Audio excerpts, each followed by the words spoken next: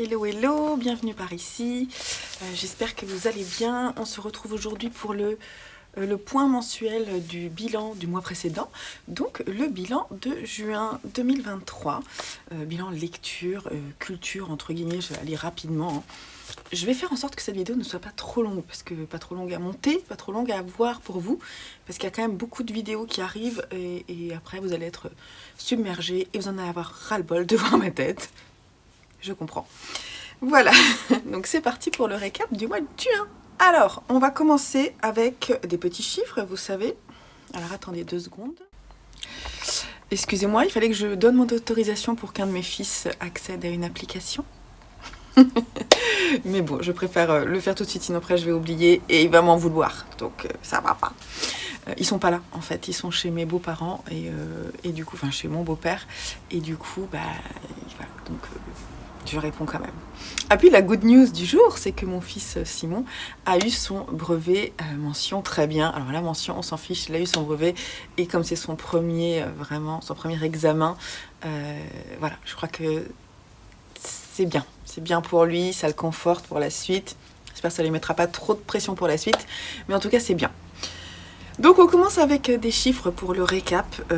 Donc là, je vous le dis juste parce que j'ai comparé avec le mois dernier. Le mois dernier, j'avais lu 44 livres. J'avais lu beaucoup de graphiques. J'avais fait une orgie de graphiques, puisqu'il y avait le mois de la BD. Là, j'ai lu 26 livres en toutes les catégories, ce qui fait 7100 pages, ce qui est franchement bien. Normalement, globalement, je tourne entre 6000 et 7000 pages. Le mois dernier, c'était vraiment un gros mois de lecture. Là, on est dans mes chiffres normaux. Nombre, je préfère le nombre. Hein. Parmi ces 26, j'ai lu 12 romans, dont 2 audios. Et donc 14 graphiques. Pour l'escale en Europe du Sud, j'ai lu 8 livres, dont 3 romans. Mais par contre, petite déception parce que je ne suis partie qu'en Espagne et en Italie, pays que je connaissais déjà en littérature. Je n'ai pas exploré le Portugal et c'est dommage parce que ça aurait été bien une prochaine fois. J'ai essayé, mais ça n'a pas marché. En Espagne, j'ai lu le roman Le Puits, dont je vais vous parler un peu plus tard, et j'ai lu 3 BD. Et en Italie, j'ai lu Du Baricco, 3 fois des l'aube, et Le Gang des rêves de Luca Di Fluvio, dont on reparlera également. Pour la partie tirage au sort, vous savez, le tirage là, c'est un fail total puisque je n'ai pas lu de sang et de rage. Je ne l'ai pas lu, j'ai pas trouvé le temps, le livre était gros, donc voilà, il attendra. Il est parti pas forcément dans ma pile à lire, en plus il est parti un peu dans les fins fonds de ma pile à lire, ce qui n'est pas montrable. Peut-être que je m'en séparerai un jour, je ne sais pas, c'est pas encore le cas. J'espère que la lumière est pas trop désagréable pour vous, je plisse un peu les yeux, mais c'est agréable, un peu de soleil. Il faisait un petit peu frais, donc je profite.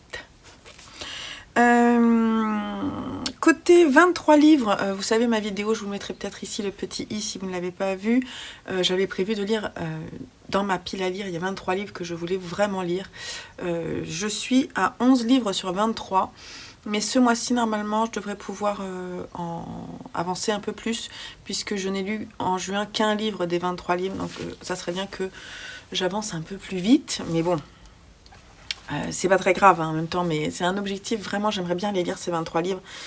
Bien que déjà je sais qu'il y en a un que je lirai peut-être pas, puisque je l'ai rendu à mes parents, c'est Les Roches Rouges. Je sais jamais, enfin, peut-être que cet été je le reprendrai, je le relirai sur place, on verra. Par rapport à ce que j'avais prévu dans ma pioche à lire de juin, je vous mets le petit i ici, pioche à lire que j'avais faite avec mon fils Joseph. Et j'avais pioché des petits papiers, souvenez-vous. Déjà, je vous avais dit, il y avait 3 LC de prévues, elles ont été lues. J'avais dit qu'il fallait que je pioche 3 romans. Là, j'ai réussi mon challenge, en fait. Mon challenge, je crois que je suis globe-trotteuse, parce que quand on lit 3 romans et au moins une BD, on a le statut de globe-trotteuse, je crois, ou grand explorateur, je sais plus. Bref, ça, c'est OK. Et dans la partie... les genres, les attributs et les challenges, je suis pas mal, puisque j'avais lu un drame, donc c'est Par le feu, une grosse BD, Everything, un road trip, Missouri 1627, une pièce de théâtre, Le songe d'une nuit d'été. Ensuite, recommandé par ma mère, L'amour et les forêts. Non lu dans un précédent challenge, Aristote et Dante, je suis contente de l'avoir sorti. Et un challenge, 8 heures de lecture en une journée. Je vous mets la vidéo ici, puisque... Alors, je l'ai pas fait en une journée, je l'ai fait en un week-end. Mais on va dire que c'est réussi. Voilà, parce qu'il faut être gentil avec soi-même. C'est important. Donc là, je suis plutôt contente. Sinon, dans mes défis de A à Z, j'ai validé la lettre A. Je me suis un peu étouffée. C'est dangereux d'avaler sa salive quand on parle. Aristote et Dante découvrent les secrets de l'univers, me valide la lettre A. Il me manque les lettres O, Q, W et X. Y, j'ai mis Young Mungo. Mais finalement, si j'arrivais à trouver un autre livre qui commence par la lettre Y, ce serait bien, parce que Young Mungo, c'est le titre en anglais, donc je triche un peu. Peut-être trouver des choses. Et dans mes défis homemade, je suis à 39 sur 50, donc ça c'est pas mal. Franchement, je suis bien. Est-ce que j'ai terminé des sagas? Oui, mais que manga. Ah, j'en ai commencé une que j'ai terminée tout de suite. C'est Léviathan, qui est une saga de science-fiction dont je vous parle un peu plus tard. Et j'ai terminé une sacrée mamie. Et voilà, je suis un peu triste que ce soit terminé, mais j'ai vraiment bien aimé. C'est pas le dernier tome qui m'a le plus plu. Je dirais que c'est le 4e qui m'a vraiment émue. Là, j'ai pas pleuré, mais mon cœur s'est serré. Mais c'était vraiment très très bien. Je vous la conseille quand même vraiment fortement. Je vous en ai déjà parlé. Après, j'avais donc j'ai plusieurs challenges. J'ai participé à plusieurs challenges. Il y en a un qui s'est terminé. C'est le Flower Books Challenge qui est là et qui est organisé par... Je vous mettrai le nom de la personne, je sais plus. J'ai pas noté, normalement je note, mais là j'ai pas noté. J'ai bien réussi, puisque je n'ai pas lu le livre bonus de la Tulipe Noire. Je devais lire Verity de Colleen Hoover, je ne l'ai pas lu. En revanche, en coquelicot, je vous mettrai peut-être les petites vignettes ici pour que vous voyez les couleurs. J'ai lu la BD Fangs pour la couleur rouge et un livre feel good, donc ça marche très très bien. Pour Mimosa, une couleur jaune avec une romance secrète au solaire, j'ai lu Eleanor and Park. Bon, certes, je l'ai terminé le 3 juillet, mais pour moi, je valide, c'est bon. Ouais, j'ai triché, ok, c'est pas grave. Pour la Jacinthe, violet, royauté, richesse, j'ai mis Amuguri dans la saga Le poids des secrets. Donc ça marche assez bien, parce que ce coquillage-là est pour moi comme une vraie richesse en soi, puisqu'il traverse le temps et représente quelque chose de très fort. Hortensia, la couleur verte, espoir, honnêteté, j'ai mis Kafka sur le rivage, moi je trouve que ça fit parfaitement. Pour la Bignonne, orange, force, entêtement, courage, j'ai mis La balade de Yaya, je pense qu'on est pas mal. Et pour le bleuet avec la couleur bleue, solidarité, famille, amitié, Le fils de l'eau que j'ai lu en mai, c'était très bien. Et j'ai terminé avec Poids de senteur, rose, fourberie, faux semblant, vice, thématique sombre. J'ai mis le livre audio Rose éternelle que j'ai pas vraiment apprécié, mais qui remplit bien de ce thème-là. Donc ça c'est cool, je trouve que j'ai été plutôt... Ouais, j'ai réussi mon challenge. J'aurais bien aimé lire Verity, mais bon, je le lirai peut-être cet été, à voir. Pour le feuilleton de l'été, on en est où? Alors côté roman, j'ai lu 4 livres sur 15 prévus. C'est pas génial, mais c'est pas grave. Par contre, côté graphique, j'en ai lu 8 sur 15. Parce que j'ai 2 colonnes. Donc ça c'est bien. Et pour le challenge de Paye ton slip, alors le feuilleton de l'été, pardon, je reprends, mais c'est un feuilleton que j'organise tout l'été jusqu'à fin août. Je vous mettrai le lien vers la présentation du challenge si ça vous intéresse. Vous pouvez toujours me retrouver, il n'y a pas de souci. Et pour le challenge de Séverine, Paye ton slip, il est bien ce livre. Séverine, il est bien ce livre. Elle organise un challenge qui est très simple, il faut lire un nombre de livres, et en fonction de ce nombre de livres, tu as une taille de slip de bain plus ou moins conséquente. Moi j'ai prévu de faire la taille L, et je crois que c'est 24 livres. J'ai lu déjà 12 livres, donc c'est plutôt cool. Oui, puisque j'ai eu 12 romans. Donc je vérifiais, j'ai eu un petit doute. Et donc j'en suis déjà à la taille M. Voilà. Donc je pense que ça devrait aller. Allez, on passe aux romans et aux graphiques préférés. Alors, quels sont mes romans préférés? Je vais les chercher, je ne suis pas prête. Alors, j'en ai que 2 parce que le 3e, je vous en parle après. Donc, j'ai mis le Gang des rêves de Luca Di Fluvio, édité ici chez Skladkin Company. C'était vraiment très très bien, j'ai beaucoup aimé la plume de Luca Di Fluvio. Je me suis vraiment laissée bercer avec grand plaisir dans cette histoire. J'ai aimé vraiment les personnages. Je me suis attachée aux personnages. J'ai pleuré. Vraiment, ce livre m'a fait pleurer plusieurs fois. J'ai vraiment aimé l'ambiance. Donc pour vous rappeler l'histoire, on parle, enfin je vais vous lire un peu la fin parce que sinon ça va être très très long, mais de toute façon je vous renvoie vers les carnets de lecture où j'en parle. Donc c'est l'histoire d'une Italienne qui débarque avec son fils à New York dans les années 20. Et on va suivre l'histoire de cette femme-là et en parallèle son fils 20 ans plus tard, son fils qui s'appelle Christmas et pour lequel elle a de grands espoirs et elle voudrait qu'il devienne américain et non pas qu'il garde ses racines italiennes pour qu'il ait une étiquette américaine et qu'il puisse réaliser un peu le rêve américain. Et voilà, c'est vraiment, il y a un élan romanesque très agréable qui nous porte lecteur dans un monde extrêmement bien décrit, bien dépeint, où on ressent vraiment beaucoup de sensations. Voilà, je suis triste que Luca Di Fluvio nous ait quittés, mais ça ne sera pas le dernier livre que je lirai de lui. Je pense un jour me procurer Mama Roma, que j'aimerais bien découvrir du même auteur, mais si vous n'avez pas lu Le Gang des rêves, allez-y, vous allez lire vraiment une belle histoire de vie, une belle tranche de vie avec des personnages qu'il aime et qu'il va porter. Alors attention, ça parle quand même, il y a quand même des trigger warnings qui ne sont pas écrits en en-tête. D'ailleurs, on a eu une grande discussion, enfin les personnes qui l'ont lu sur le Discord en ont longuement parlé. Voilà, il n'y a pas de trigger warning alors qu'il y a quand même des choses violentes qui se passent notamment pour les femmes. Donc je n'ai pas forcément envie de vous dire plus que ça parce que ça commence déjà par un abus et il y en a d'autres. Donc voilà. Il y a un peu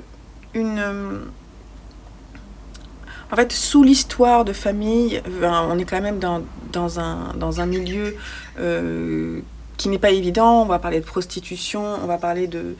Voilà, dans un monde qui n'est pas gay, mais en même temps... l'auteur arrive à lever ses personnages, enfin à faire lever ses personnages vers des destins voilà, qui vont les dépasser, où ils vont voilà, prendre sens, mais dans un monde qui est difficile. Donc si ça vous plaît pas ce genre de choses, petite restriction quand même, petit avertissement. En second, j'ai mis Alessandro Baricco, un deuxième italien, avec 3 fois des l'aube, ici chez Gallimard, dans la collection Le Monde Entier. Voilà, que dire, à part que ce court récit confirme mon amour pour la plume d'Alessandro Baricco. Je ne vais pas forcément vous le raconter ici, sachez juste qu'il y a 3 histoires, c'est pour ça 3 fois des l'aube, qui commencent la nuit dans un hôtel et qui se terminent à l'aube. Donc ce sont des histoires courtes, des tranches de vie de personnages qui vont se croiser, puis d'autres, on va suivre une autre histoire. Mais à chaque fois, de façon fugace, il a une plume incroyable. Et il nous emmène aussi dans des histoires de vie. Moi, j'aime beaucoup ça, cette tranche de vie. Je trouve que Alessandro Baricco le fait très bien. Il nous emmène et il nous porte jusqu'à ce qu'il nous lâche, la vie, que la vie continue sans nous. Mais voilà, il arrive à nous immerger très rapidement dans ces histoires et j'aime beaucoup. Donc j'ai adoré. Et puis alors pour le troisième, j'ai hésité avec Le Puits d'Ivan Ripala, que j'ai bien aimé. Mais qui n'a pas été forcément une lecture extrêmement plaisante et en ce moment j'ai envie de choses un peu plus légères, j'allais dire. En même temps vous allez voir mon choix pour le troisième est pas forcément léger non plus, puisque j'ai choisi le livre que j'ai écouté qui est L'amour et les forêts d'Éric Reinhardt, qui m'a été donc conseillé par ma mère, parce que j'ai après réflexion, après avoir passé quelques jours après l'écoute, c'était vraiment très bien écrit. J'ai trouvé que la structure du récit était pertinente. Donc en fait, on va parler d'une femme qui est sous pression psychologique de son mari, très très forte, et qui va vivre une histoire d'amour qui va lui faire changer toute sa vie. Et elle va se mettre en relation avec Éric Reinhardt de façon épistolaire d'abord, puis ils vont se rencontrer et on va suivre du point de vue d'Éric Reinhardt l'histoire de Bénédicte d'Ombre d'Âne. En plus, je dois le savoir puisque c'est dit tout le temps. C'est vraiment réitérer ce mot. Donc c'est, il doit y avoir c'est un nom, la figure stylistique. Si je sais qu'il y a des profs de français qui me suivent, donc n'hésitez pas à me dire. Mais c'est vraiment un terme qui est répété énormément à chaque fois que, au lieu de dire elle, l'auteur dit toujours Bénédicte d'Ombre d'Âne. Donc je sais pas, c'est une itération. Je pense que c'est quelque chose comme ça. Mais c'est un récit qui m'a touchée, qui était assez agréable à écouter. Une histoire intelligente. Et j'ai beaucoup aimé la fin du livre, moins le début. Voilà, mais j'ai trouvé que la façon dont on parlait de ce harcèlement psychologique était vraiment pertinente dans ce livre original. J'ai aimé l'originalité de la structure des récits, ce qui fait qu'il est 3e parmi mes romans préférés. Et j'ai un chat qui vient. Et dans les graphiques, vraiment c'était un mois de graphique vraiment chouette. Alors, déjà, j'ai découvert Basilico de Giulio Macayon chez Ankama. J'ai adoré, c'est une histoire de famille. C'est raconté par cette maman qui rassemble tous ses enfants le soir de son enterrement, enfin la journée de son enterrement, plusieurs jours. Et en fait, on va suivre ensuite chaque personnage de la famille l'un après l'autre et comprendre en fait ce qui se passe dans cette famille, quels sont les enjeux, les personnalités. J'ai vraiment beaucoup aimé, à tel point que j'ai décidé de m'acheter, genre 10 jours après, Sirocco du même auteur dans la même collection. Et j'ai encore plus aimé, j'ai adoré Sirocco. Alors c'est marrant parce qu'on retrouve le personnage de la maman. Je trouve que les traits de caractère des deux mères de famille sont très proches. Et je pense que c'est inspiré de la mère de Giulio Macayon. J'ai adoré. J'ai vraiment adoré cette histoire de famille également qui est... Donc là plutôt à 3, il y a trois personnes dans la famille. Un père qui vit avec sa fille qui souhaite devenir danseuse professionnelle et donc qui passe des examens. Voilà, elle se demande en fait si elle va prendre cette voie-là ou autre chose, si elle abandonne, surtout qu'elle vit aussi avec sa grand-mère et sa grand-mère en fait sort d'une rémission. Elle est en rémission de cancer et puis il y a quelques années qui sont passées depuis la mort de son mari. Elle était sculptrice et elle avait vraiment une vie intense et cette maladie l'empêche en fait de retrouver le bonheur dans sa vie puisqu'elle ne peut plus sculpter. Elle a perdu la dextérité, la force de ses mains et voilà, chacun dans cette famille va devoir faire des choix. On suit également le meilleur ami de... Comment est-ce qu'elle s'appelle ? Mia. Et vraiment, j'ai vraiment trouvé ça vraiment très touchant. J'ai vraiment beaucoup aimé. Je peux que vous conseiller cet auteur de BD. Les BD sont vraiment belles. Elles ne sont pas du même format. Elles sont vraiment très très belles. Et je suis contente de les avoir dans la bibliothèque et d'avoir découvert cet auteur italien. Ce tour du monde me fait découvrir des auteurs. C'est vraiment très enrichissant. J'aime beaucoup. Voilà. Ensuite, j'ai mis la saga commencée et terminée de Léviathan en 3 volumes. Léviathan de Shiro Kuroi chez Kiyun Seinen. Qu'est-ce que j'ai aimé cette trilogie de science-fiction, manga science-fiction. J'ai vraiment beaucoup aimé. L'histoire se déroule dans un vaisseau spatial qui est en train en fait de dériver et on va retrouver des pilleurs d'épaves qui vont venir en fait récupérer des choses et ils vont se rendre compte, ils vont tomber sur un journal qui a été écrit une 20aine d'années avant par un jeune homme qui s'est retrouvé coincé en fait dans ce vaisseau avec d'autres enfants de sa classe du même âge. Et en fait, il n'y avait qu'un caisson, en fait, un caisson, comment on appelle ça ? Un caisson, vous savez, pour respirer, pour pouvoir, enfin, il y a un nom. Un caisson de cryogénisation, voilà, qui peut donc accueillir qu'un seul enfant. Et en fait, il va y avoir un, comment dire, savoir, ils vont s'entretuer en fait.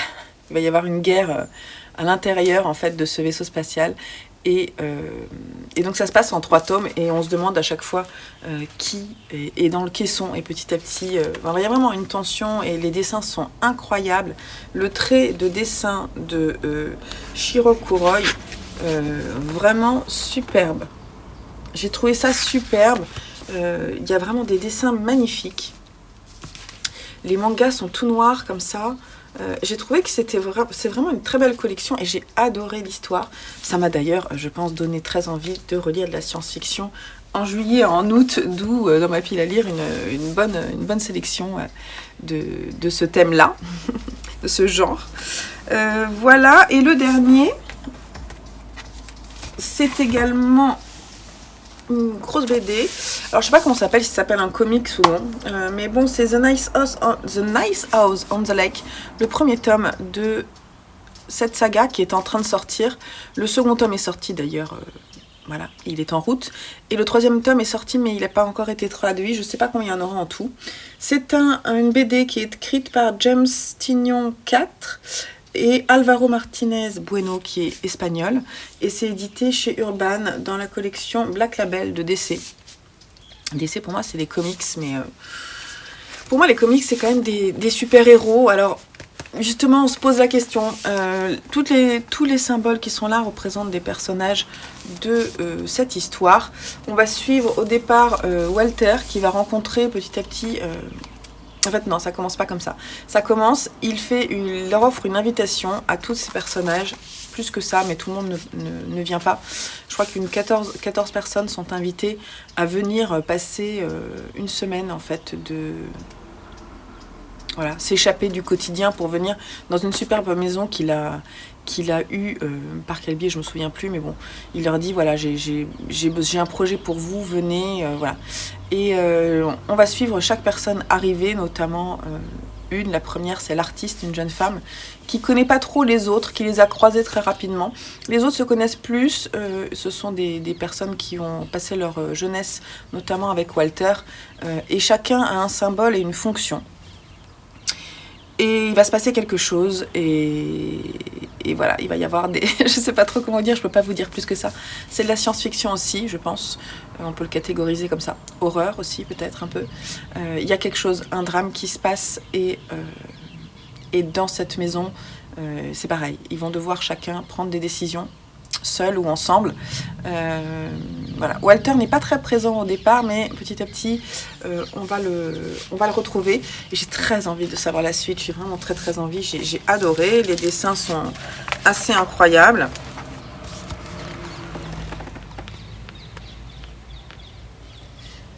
Voilà. On est dans un monde futur hein, quand même. On a l'impression que... Voilà. Chaque personne a sa place et on sent qu'il a été choisi pour une raison particulière, mais on ne sait pas encore vraiment laquelle. J'ai envie de savoir. Alors, sinon, les livres dont je me sépare, je vais le mettre, je pense, dans une boîte à livres. C'est La fille de la plage, un manga de Inyo Asano, c'est le tome 1, aux éditions Imo. J'ai été déçue, c'était très porté sur la chose, alors que je m'attendais à une histoire d'amour. Ça va plus loin que ça, mais ça va trop dans une histoire un peu salace, vous voyez, c'est pas... J'ai pas compris la découverte de la sexualité de ces jeunes comme ça. Ça m'a un peu choquée, mais peut-être que c'est parce que je suis pas jeune, c'est pour ça. Mais j'aimerais pas que mes enfants tombent dessus, donc je vais m'en séparer. J'ai pas du tout envie de savoir la suite. Les personnages m'étaient pas sympathiques. Et j'ai trouvé que la façon dont ces relations étaient mises en image donnait une image vraiment assez désagréable de la découverte de son corps à cet âge-là. J'ai pas trouvé ça intéressant, je trouvais ça assez pathétique. Voilà. Donc je m'en sépare. Et pour terminer, on va parler d'une série et d'un documentaire. Alors, côté série, j'ai fini Sweet Tooth, la saison 2 de Sweet Tooth, qui est de la science-fiction, décidément, hein.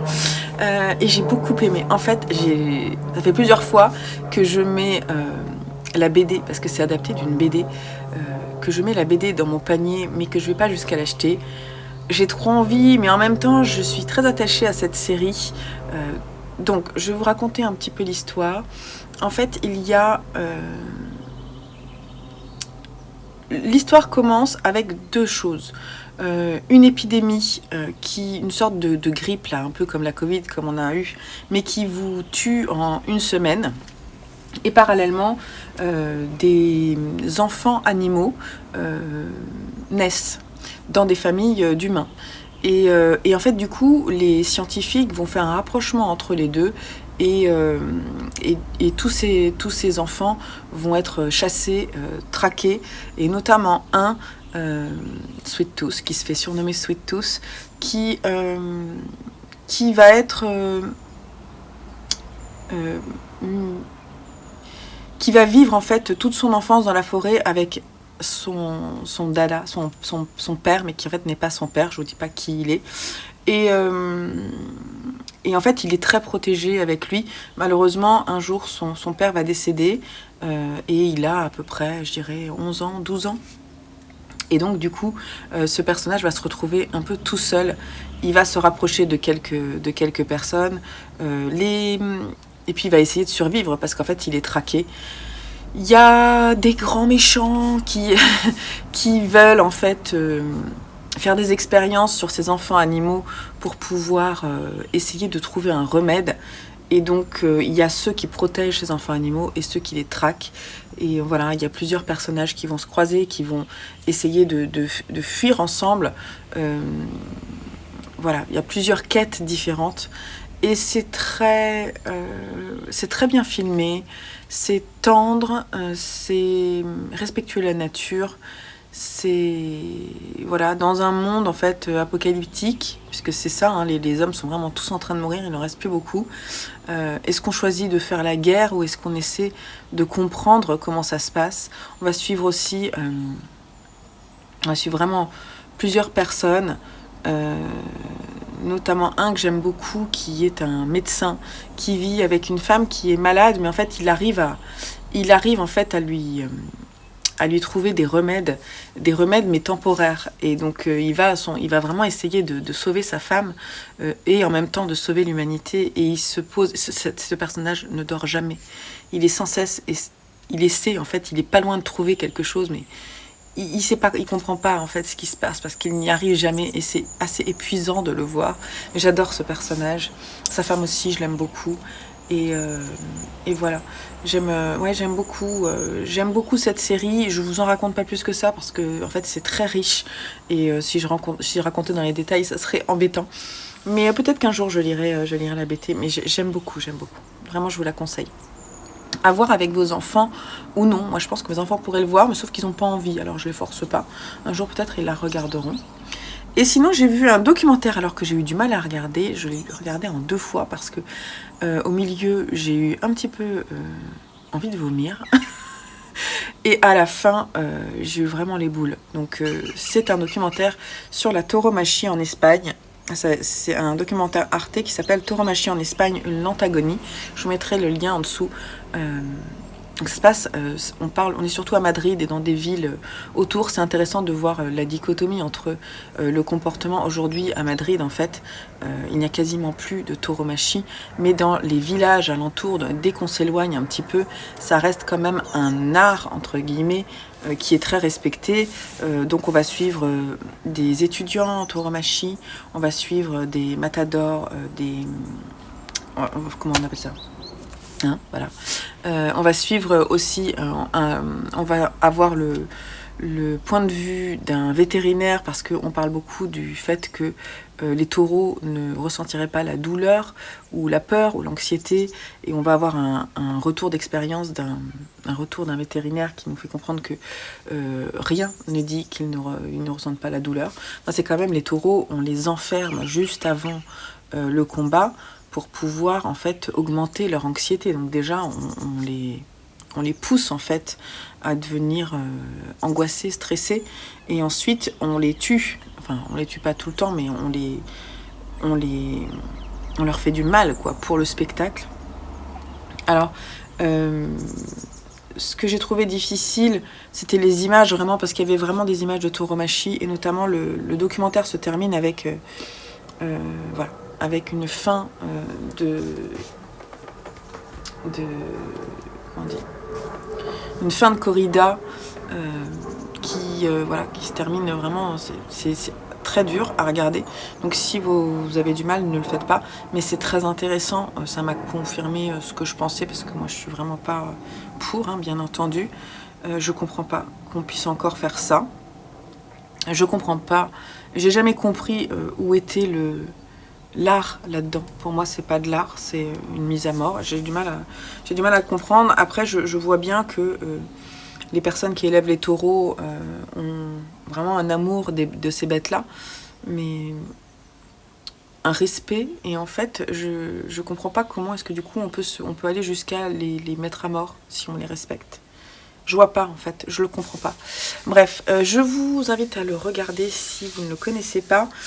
C'était quand même très intéressant. Je vais essayer de trouver un documentaire sur l'Amérique du Sud. Là, j'en ai vu plusieurs. Sur le Pérou, ça m'intéresserait de regarder.